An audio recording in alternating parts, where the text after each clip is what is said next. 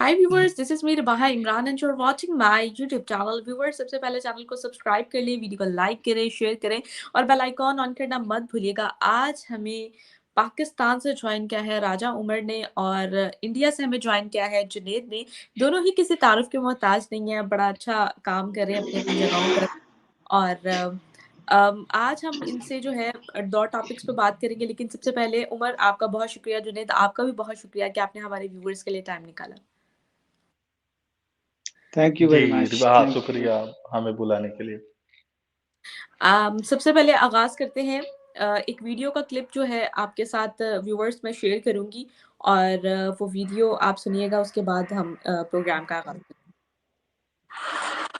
Blunt हो गए, बात मेरे मुंह से निकल जाती है। तुम लोग जो हो ना कराची वाले जो हो ना, अभी तो आपको मैं कराची वाले ही कहूंगा, पीछे से आप कहीं से भी आ रहे हो, जो कराची वाले हो ना, अपना जज्बात दिल में रखते हो और बाथरूम में निकालते हो। हम लोग जज्बात जो है ना अपना दिल में नहीं रखते, जो पसंद आ गई उठा लिया। अच्छा, वही निकाल दिए नहीं, उतने ने उठा लिया। अच्छा, अपना हो गई, मतलब पसंद आ गई वो अपनी हो गई।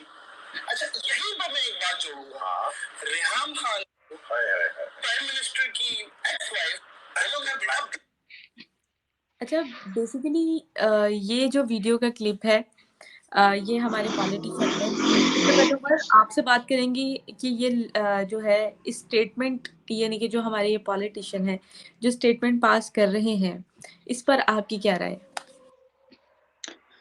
जी, बहुत शुक्रिया रिबा। आपने एक मरतबा फिर जो है आज काफ़ी अरसे बाद आपके साथ लाइव बैठने का मौका मिला है और मैं पैनल पे बैठे हुए जुनैद साहब का भी शुक्रिया अदा करता हूँ। पहले तो मैं जो जो कुछ इस वक़्त फ़लस्तीन में हो रहा है उसकी मज़म्मत करते हुए, क्योंकि मेरे भाई जो हैं वो हिंदुस्तान को रिप्रेज़ेंट करने के लिए यहाँ पे आए हैं और भारत जो है वो इस वक़्त जो इसराइल जो कुछ कर रहा है उसकी खुली हमायत में मसरूफ़ है। तो सबसे पहले मैं पड़ोसी देश भारत की इस अमल की भी मज़म्मत करता हूँ और दूसरा इसराइल जो वहाँ पे कर रहा है उसकी भी मज़म्मत के बाद जो नबील गबोल साहब का, क्योंकि इनका ताल्लुक जो है ये एक सियासी बटेरे, फसली बटेरे जिनको आप समझ लें कि 1 सरदार हुआ महीने में करते हैं ना ये भाई साहब, जी, 1 नवाब। महीने में जी, जी, 1 महीने में 3 बार जो है वो अपनी ये सियासी पार्टियाँ बदलते हैं। तो मेरा ख़्याल है कि ये जो पस्त ज़हनियत के हमारे जो कुछ सियासतदान हैं, उनका ये एक स्टेटमेंट है कि जो ये जो लड़कियाँ उठाने का मामला है और ये वाक़ई हो भी रहा है। तो मेरा ख़्याल है कि ये सिर्फ़ यही लोग कर रहे हैं जो हमारे सियासतदान हैं, जो हमारा एक कुछ अनासिर, जिस तरह तालाब में जो है वो कुछ मछलियाँ अगर गंदी छोड़ दी जाएँ तो वो पूरा तालाब, तो ये सेम लाइक वही लोग हैं। हमारा मुल्क जो है इन्हीं लोगों की वजह से आज डिफ़ॉल्ट होने के करीब है और इन्हीं की वजह से समाजी बुराइयाँ वो जो है वो जन्म दे रही हैं। तो इंशाअल्लाह इन लोगों का एक ना एक दिन जो है वो ख़ात्मा ज़रूर होगा और मैं बतौर इंसान जो है इसकी पुरज़ोर मज़म्मत करता हूँ और ये सिर्फ़ हिंदू लड़कियाँ नहीं उठाई जा रही, बल्कि इस वक़्त जो हमारे सियासी वडेरे लोग हैं, ये मुस्लिम लड़कियाँ भी उठा रहे हैं और मज़लूम का कोई मज़हब नहीं होता। तो मैं ये समझता हूँ कि जो भी यहाँ पे हो रहा है इस वक़्त, जो ये लोग कर रहे हैं, हम उसकी मज़म्मत करते हैं और ये स्टेटमेंट जो है, ये बड़ा ही अफ़सोसनाक स्टेटमेंट है जी गौल साहब का। जुनेद, आप इस स्टेटमेंट के हवाले से क्या कहेंगे? क्या कहेंगे? पहले तो मैं राजा उमर जी आपके जो फ़लस्तीन के मौक़िफ़ है उसमें थोड़ा-सा अपडेट करूँगा। देखिए हम जो हमारा भारत सरकार का ऑफ़िशियल स्टैंस है, वो कभी फ़लस्तीन के खिलाफ नहीं है, ठीक है ना? हम फ़लस्तीन कॉज़ को आज भी सपोर्ट करते हैं ऑफ़िशियली। लेकिन जो हमास ने जो टेररिज्म की है, जो 7 तारीख को इस महीने जो ये घुसा है और इजरायलियों को मारा, तो हम उसको कंडेम करते हैं और हम नहीं चाहते कि इस तरह का कोई टेरर एक्ट हो। और इसीलिए हमारा इजराइल को भी सपोर्ट है। लेकिन इजराइल अगर ह्यूमन राइट अब्यूज करता है तो हम उसकी भी मजम्मत करते हैं ऑफिशियली। ये हमारा गवर्नमेंट का भी ऑफिशियल नैरेटिव है और बीइंग सिविलाइज्ड ह्यूमन ये मेरा भी नैरेटिव बनता है। दूसरी बात, ये नबील कबोल क्या चीज है? तो ये कबील कबोले से आते हैं, जैसे बलोच का एक कबीला है, ट्राइब है, और उसके ये सरदार माने जाते हैं, नवाब। बलोचों में नवाब होते हैं, सरदार बहुत कम वर्ड यूज होता है। और ये जो बल्चिस्तान के आसपास के जो इलाके हैं जो कराची से लिंक्ड है, उस इलाके में गबोल लोग पाए जाते हैं, और कराची में भी अच्छे खासे लोग मिलते हैं, और सिंध में भी आपको मिल जाएंगे, अर्बन सिंध में मोस्टली। और ये जो नबील गबोल है, मैं इनको जानता हूँ काफी टाइम से, और चूंकि मैं काफी टाइम से कराची के पॉलिटिक्स को और इंटरनल पाकिस्तान के पॉलिटिक्स को फॉलो कर रहा हूँ। तो जब मैं लियारी को स्टडी कर रहा था, तो उस टाइम पे मुझे इनके बारे में भी पता चला था। ये ऑलमोस्ट 4 5 ईयर पुरानी बात है। और इनका एक वायरल स्पीच हुई थी, I only trust Allah and AK-47, वो जो वॉइस मीडिया पे इन्होंने दिया था, जो लियारी में ऑपरेशन हो रहा था, तो एक डॉक्यूमेंट्री का हिस्सा है। तो ये एक क्रिमिनल बैकग्राउंड से आते हैं, हैबिचुअल क्रिमिनल है, ऑफेंडर है, विमेंस के को लेके बहुत सारे क्राइम्स इन्होंने पास्ट में किए हैं। ऐसी मेरी इत्तलात है कि इनकी पर्सनल जेल है, जिसमें लोगों को कैद करके लोगों को ये रखते हैं। तो ये इनकी चीजें हैं।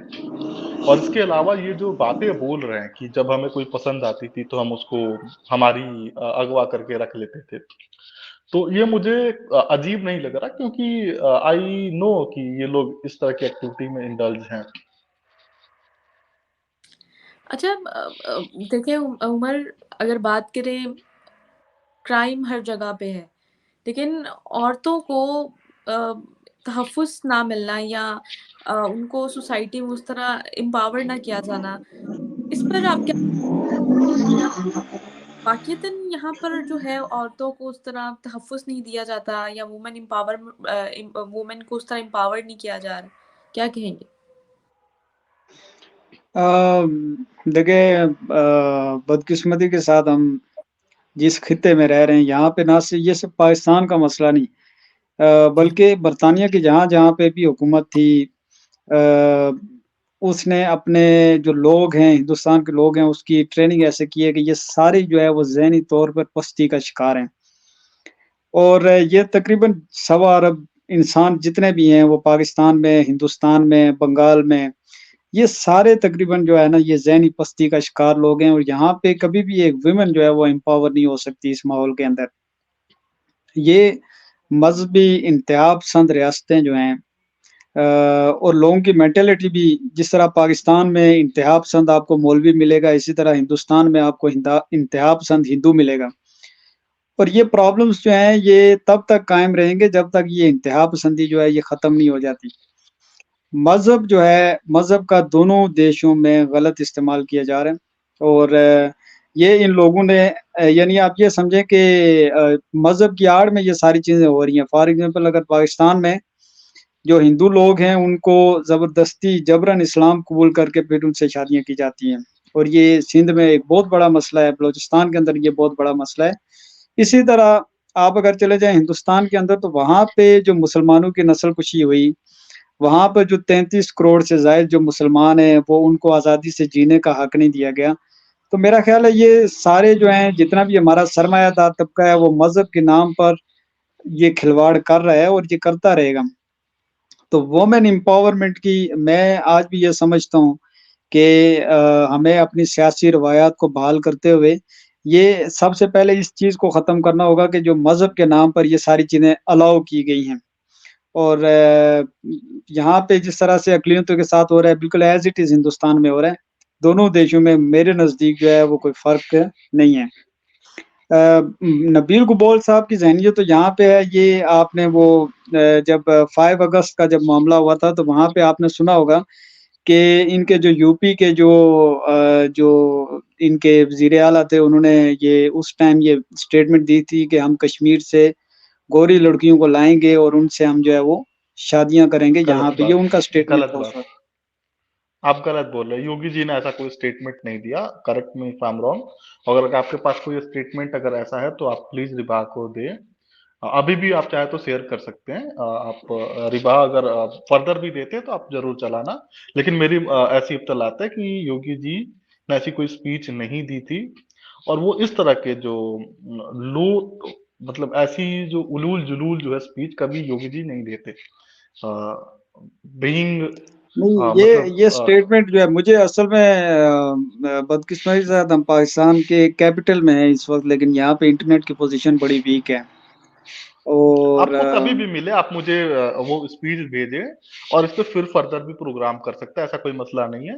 लेकिन मेरी ऐसी इत्तलात है कि ऐसी कोई स्पीच योगी जी ने नहीं दी है और मैं जानता हूं कि योगी जी ऐसा कोई स्पीच नहीं देते। इस तरह की कंट्रोवर्सी में कभी योगी जी का नाम नहीं आया। ये मैं ऑल्दो ये मैं हाँ, मैं आपको स्पीच उनकी दिखा भी दूँगा किसी टाइम। वो ठीक है, उसकी जब भी प्रॉब्लम मिले। इस वजह से जी, जी, हम्म, ज़रूर इंशाल्लाह, क्योंकि वो ऑन द रिकॉर्ड चीज़ है और मैं भी बगैर किसी तहकीक के तो कोई चीज़ आगे ये एक बहुत बड़ा उस हम्म, टाइम का इश्यू था और उस वक़्त की जो आपकी सहाफ़ी बरादरी थी जितनी भी उन्होंने इसके ऊपर एंडोर्समेंट स्टेटमेंट्स भी दिए हुए हैं जिनका हम खैर मकदम भी करते हैं। लेकिन सियासी लोगों की आपके यहाँ भी वही अप्रोच है जो पाकिस्तान में नबील कुबोल साहब की है। इस चीज़ को आप जो है वो झुठला तो नहीं सकते कम से कम। अगर आप एक जिद्दत पसंद इंसान नहीं है, अगर आप एक तरक्की पसंद इंसान नहीं है, तो मेरा ख़्याल है आप ये प्रॉब्लम समझते हैं। फिर पाकिस्तान की टीम जब हैदराबाद में गई तो वहाँ पे जो नारे लगे जय श्री राम और इस तरह के वो वीडियोज़ भी मेरे पास मौजूद हैं। तो मेरा ख़्याल है कि ये मज़हबी इंतहापसंद मैंने जिस तरह पहले आपको कहा दोनों रियासतें मज़हबी इंतहापसंद लोगों से भरी पड़ी हैं। इस चीज़ को कोई भी नहीं झुठला सकता। आप भी नहीं झुठलाएँगे उम्मीद है कि जिस तरह यहाँ पे हिंदुओं को तहफ़्फ़ुज़ नहीं है, वहाँ पे मुसलमानों को वो राइट्स इक्वली राइट्स नहीं है जो उनके पास होने चाहिए थे। तो वो इसका खुद हमें अफ़सोस ही उमर वो खुद भी मुस्लिम है, इंडिया में रहता है। अच्छा राजा उमर, अगर आप ऐसी बातें करेंगे तो फिर मैं इस पे खुल के डिबेट करना चाहूंगा, ठीक है ना। अगर आपको लगता है कि भारत में इंतहा पसंदी है, जो कि मेरे हिसाब से नहीं है, और फॉर द टाइम बीइंग आपके कन्वीनियंस के लिए मैं मान लेता हूँ कि जो सनातन जो थॉट है बीजेपी का, जो प्रो हिंदुत्व की जो फिलोसफी है, हिंदुत्ववादी, ठीक है ना, जो या फिर जो अपने कल्चरल हेरिटेज को जो मानने की जो बात है, अगर आप इसको एक्सट्रीमिज्म कहते हैं, और जो सेकुलरिज्म जिसको आप समझते हैं कि तो अपीजमेंट जो हम की जो सेकुलरिज्म है, उससे हटकर रिलीजन, मतलब non alignment towards any religion, और बाकी जो चीजें इंटरप्रिटेशन में डिफरेंस हो सकता है, ठीक है ना, आपका इंटरप्रिटेशन हमारे इंटरप्रिटेशन में, अगर आप इसको समझते हैं तो इसकी वजह कहीं ना कहीं पाकिस्तान ही है, आपको ये समझना पड़ेगा। पहली बात, जो आपने इतना कुछ किया हिंदुस्तान के साथ, इतना दंश दिया, इतने सारे जो एक्टिविटी हुई, टेररिज्म के वाकयात हुए, ठीक है ना, इसके अलावा बहुत सारे दंगों में आपके यहाँ से लोग इन्वॉल्व रहे हैं, जो लोगों को भड़का के दंगे कराते रहे। तो ये चीजें स्लो डाउन होते होते यहाँ तक पहुंची। इसके अलावा अगर बीजेपी 2 सीट से अगर 400 तक पहुंचने जा रही है, या 350 सीट है उसके पास, तो इसकी वजह आपने जो इतनी सारी जो जंगें लड़ी हिंदुस्तान के ऊपर, जो इनिशिएट की, ये वजह है, ठीक है। अगर आप कारगिल या मुंबई अटैक, इस तरह की एक्टिविटी जगह में अगर पाकिस्तान की इन्वॉल्वमेंट नहीं होती, और एक वीकर कांग्रेस जो आम जनता को नहीं लगती, जो कि फेल्ड होती इस तरह की सिचुएशन को डील करने में, तो आज बीजेपी भी नहीं आती।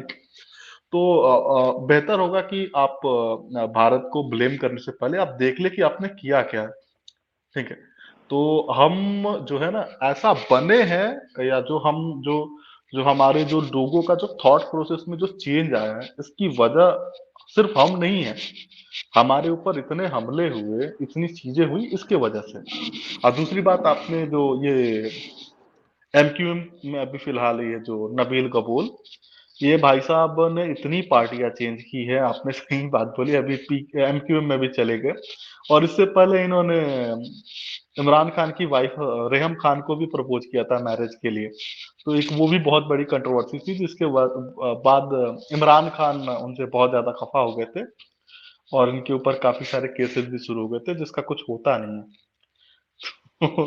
ये है, और मैं अभी भी हैरान हूँ, जब ये सिटिंग एमएनए थे लियारी से, तो भी जो काम लॉ एंड ऑर्डर का होना चाहिए, जुडिशरी का होना चाहिए, कि अगर आपके हिसाब से लियारी में जो गैंग्स एक्टिव थे, उजैर बलोच का, बबलू पहलवान के, ठीक है ना, ये जो गैंग्स इन्वॉल्व थे, जो किलिंग्स करते थे, टारगेट किलिंग्स होती थी जो कराची में, एमक्यूएम वर्सेज लियारी गैंग, तो इनको जरूरत क्या थी, ये खुद AK-47 लेके जाते थे, लियारी में घुस के अटैक करते थे, जो कि एक सिटिंग एमएनए को, जो हमारे यहाँ एमपी होती है, उसको जेब नहीं देता। और जो हमारे व्यूवर्स है उनको समझाने के लिए मैं बता दूं कि लियारी चीज क्या है। तो हमारे यहाँ मुंबई में जो स्लम है ना, बहुत बड़ा मैं नाम बोल रहा हूँ, उसी तरह का लियारी एक स्लम है। और लियारी कुछ ऐसा है कि एक कटी पहाड़ी है। कटी पहाड़ी के इस साइड कुछ लोग रहते हैं, उस साइड कुछ लोग रहते हैं।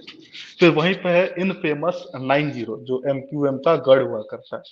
और वो सारी लड़ाई की जड़ वही 90 है, जहाँ पे अल्ताफ भाई कभी उनका अल्ताफ, वो जो मुक्का चौक हुआ करता था, आइकॉनिक मुक्का चौक, वहां पे अल्ताफ भाई का ऑफिस भी हुआ करती थी पार्टी की, और उनका घर भी हुआ करता था एक टाइम में। तो बहरहाल अगर बात शुरू करेंगे तो बहुत लंबी चली जाएगी। लेकिन एक सिटिंग एमएनए को अगर वो क्रिमिनल प्रवृत्ति का ना हो, क्राइम एक्टिविटी ना हो उसकी, तो उसको कोई हक नहीं है कि लॉ एंड ऑर्डर को हाथ में लेके उसके बकौल चलो वो आतंकवादी थे, जो भी थे, उग्रवादी थे, उन पे अटैक करने की कोई जरूरत नहीं थी। तो दिस सोच कि लॉ एंड ऑर्डर वो बाकी सारी चीजें कहाँ पे चलती हैं। मुझे किसी ने बताया था कि आपके यहाँ जितने थाने उतने कानून, तो ये होते हुए दिख रही है।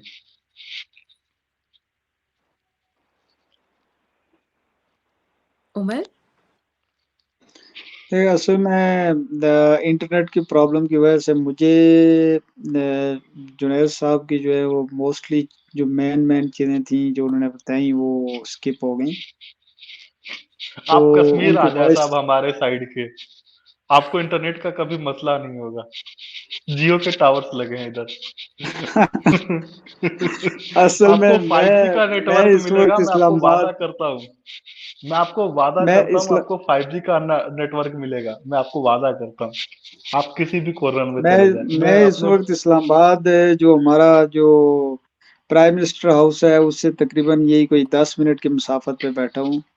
लेकिन यहाँ पे इंटरनेट की जो प्रॉब्लम है आई डोंट नो कि क्या मसला है, लेकिन बाहर बहुत ज्यादा इतनी प्रॉब्लम्स है कि मुझे बहुत सारी जो आपकी बातें थी वो स्किप हो गई। और आप लाल चलिए। मस्जिद के होप आसपास है कहीं पे राजा?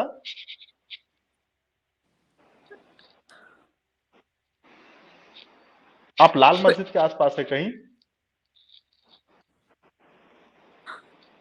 आप लाल मस्जिद के आसपास है कहीं? नहीं वॉइस नहीं, जुनैद साहब की तो बिल्कुल भी वॉइस नहीं आ रही। मैं बोल रहा हूँ आप मीन्स लाल के वो मस्जिद के आसपास है कहीं? आप लाल मस्जिद के आसपास हैं? उमर, जुनैद पूछ रहा है कि आप लाल मस्जिद के पास रहते हैं? हाँ जी, लाल मस्जिद भी हमारे करीब ही है। मुझे पता है ना आप, मैं कभी घूमा नहीं हूँ लेकिन मुझे खबर सब है। अच्छा, चले दूसरे टॉपिक की जानिब आते हैं। आपको पता ही होगा कि कतर ने अपना इंटरेस्ट शो करवाया है हमारे मतलब पीआईए को खरीदने के लिए। आपने वो न्यूज़ देखी होगी, $2 बिलियन में वो पीआईए को खरीदना चाह रहे हैं, इंटरेस्ट शो करवा रहे हैं। इस पर आपकी क्या राय है?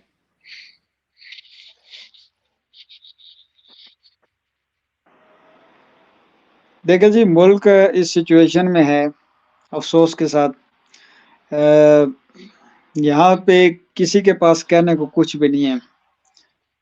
ना सिर्फ़ हमने जो है वो अपनी एयरलाइन्स अभी तो वो नेशनल एयरलाइन्स अभी बेची हैं। अभी मेरा ख़्याल है कि जो मिडल क्लास लोग हैं उनके लिए गुर्दे और फेफड़े बेचने की जो है वो नौबत आन पहुँची है जी यहाँ पे। और गाए-बगाए जो लग रहे हैं, जो सिचुएशंस बन रही हैं अभी यहाँ पे, तो बड़ी अफ़सोसनाक सूरत-ए-हाल है। और इसमें अगर हम देखें इस सारी सूरत-ए-हाल का ज़िम्मेदार कौन है, तो बार-बार जो सियासी जो मुदाख़लतें हैं और किसी भी गवर्नमेंट को 5 साल पूरे ना होने देना और 18 वज़ीर-ए-आज़म जो है वो वक़्त मुद्दत पूरी होने से पहले उनको घर भेज देना और अपनी जो है वो 3-3 साल से सर्विसेज़ की 2-2 साल की एक्सटेंशन्स लेना। तो मेरा ख़्याल है ये सारे वो मसाइल हैं, आप बेहतर समझती हैं इसको, कि अगर आप और मैं यहाँ पर ही कुछ इसके हवाले से बोलेंगे, तो अगले दिन जो है वो हमारे लिए भी मिसाइल खड़े हो जाएँगे।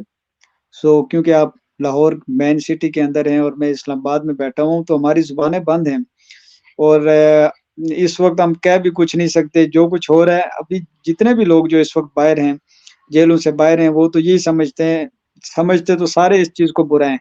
लेकिन सारे यही कह रहे हैं कि यार बस जो हो रहा है ठीक हो रहा है और मोस्टली हमारे जितने भी पढ़े-लिखे ग्रेजुएटेड लोग हैं, वो इस मुल्क को छोड़ के जा रहे हैं। हमारे लिए लम्हा फ़िक्रिया है, ये मुल्क की ये सूरत-ए-हाल करने वालों के लिए लम्हा फ़िक्रिया है, ज़बरदस्ती मोहब्बतें या मोहब्बत या नफ़रत जो है वो बंदूक के ज़ोर पे नहीं कराई जाती। मोहब्बत होती है और जिससे एक बार मोहब्बत ख़त्म हो जाए तो वो मोहब्बत ख़त्म ही समझी जाती है। सो पाकिस्तान को चलाने वालों से पाकिस्तानियों की मोहब्बत जो है वो ख़त्म हो गई है। अभी बंदूक के ज़ोर पे कुछ जो मोहब्बत कराने की कोशिश कर रहे हैं, ये एक कोशिश ही हो सकती है, इसका जो है वो फाइनली इसकी आउटकम्स कोई नहीं है।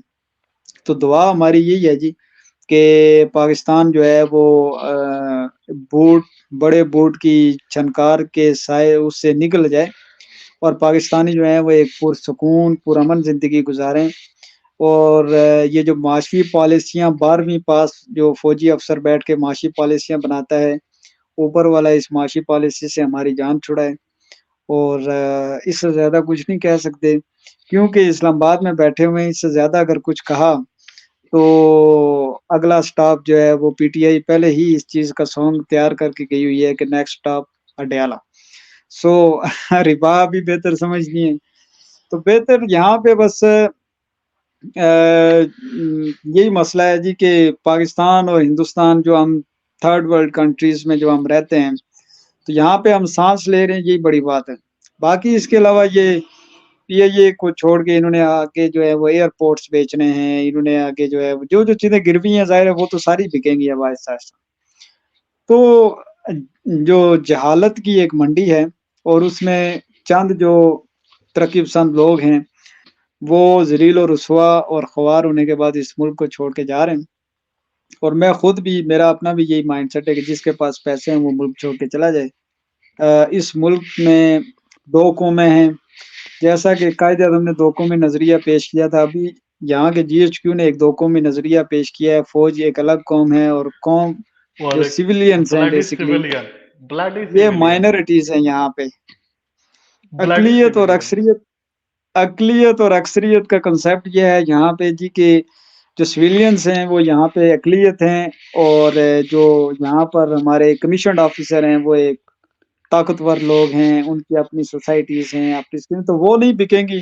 बाकी पाकिस्तान जो है वो ये सिविलियंस के एयरपोर्ट, सिविलियंस के जहाज़, सिविलियंस के गुर्दे ये सारी चीज़ें बिकेंगी और ये हमारे ऊपर जो है वो एक मुश्किल वक़्त है।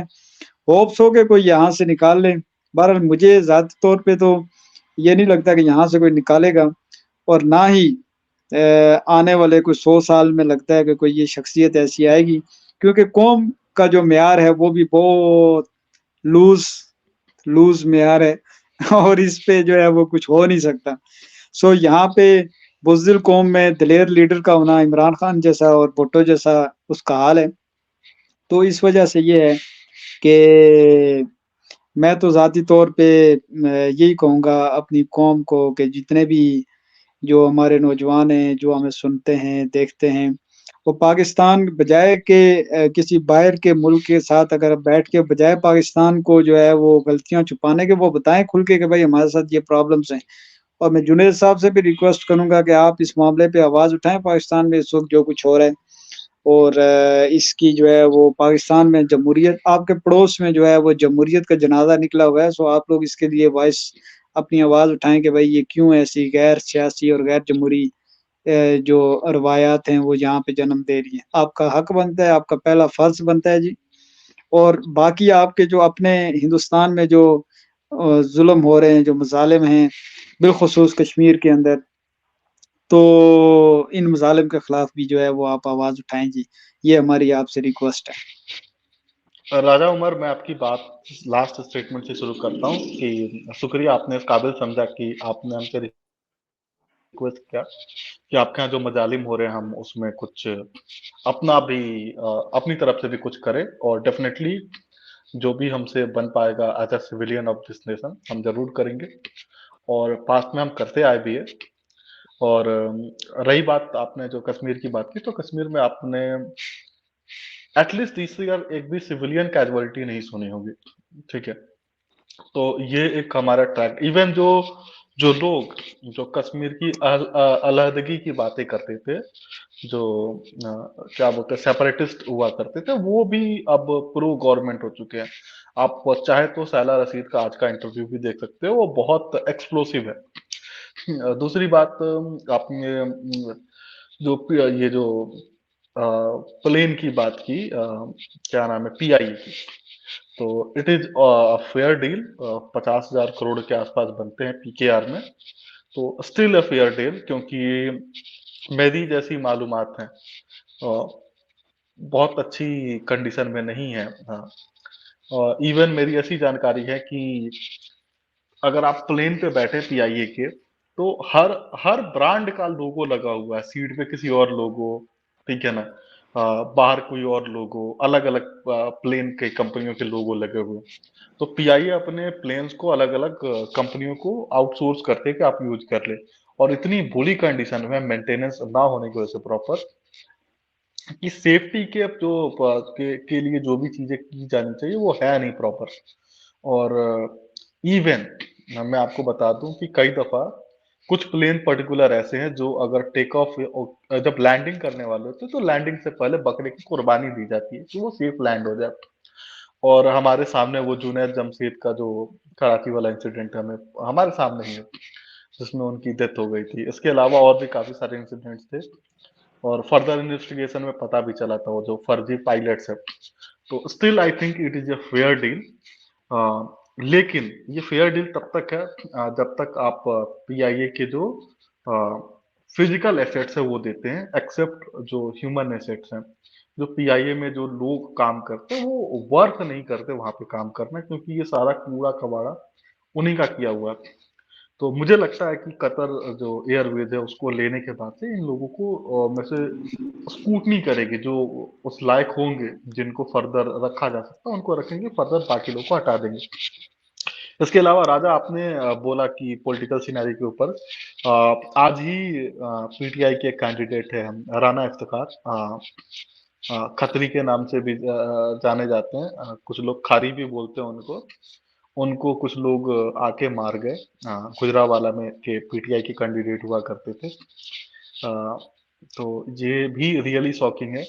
और दूसरा, मैं एक बात और ऐड कर दूं, जो ये जो नवाब साहब हैं उनके शान में, तो ये जो नादिर अली जिसको इन्होंने इंटरव्यू दिया है, ये इतना बड़ा डम्ब आदमी है। रिवा कहाँ चली गई? इतना इतना बड़ा बेवकूफ आदमी है कि क्या बोले, ठीक है ना। इसके इंटरव्यू में ऐसे ही उलूल जुलूल बातें होती हैं जिसका कोई लॉजिक नहीं होता। तो पता नहीं क्या है, कैसे, मतलब क्यों लेके आते हैं ऐसे लोगों को। बाकी राजा, आपकी बात से मैं इत्तेफाक रखता हूँ कि हाँ, फोर्स कन्वर्जन, इलीगल एब्डक्शन, और सिंध में सिर्फ इसकी नहीं, कई सारे लोगों की पर्सनल जेल्स हैं। सिंध में कई ऐसे वडेरे हैं जिनके लोग आज भी गुलाम हैं। तो वो लोग जो गुलाम है वो उनको वोट देते हैं, ठीक है ना। अभी भी मालिक और नौकर का जो सिलसिला अभी भी खत्म नहीं हुआ सिंध से।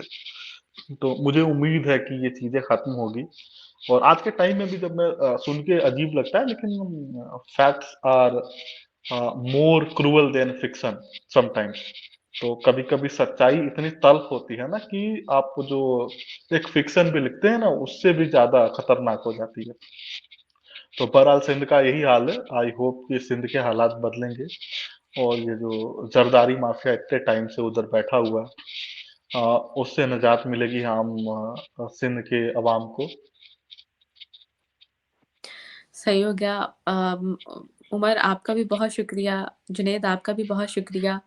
और हम सिर्फ उम्मीद ही की जा सकती है कि आने वाले टाइम में पाकिस्तान में बेहतरी आए और चीज़ें बेहतरी की तरफ जाएं।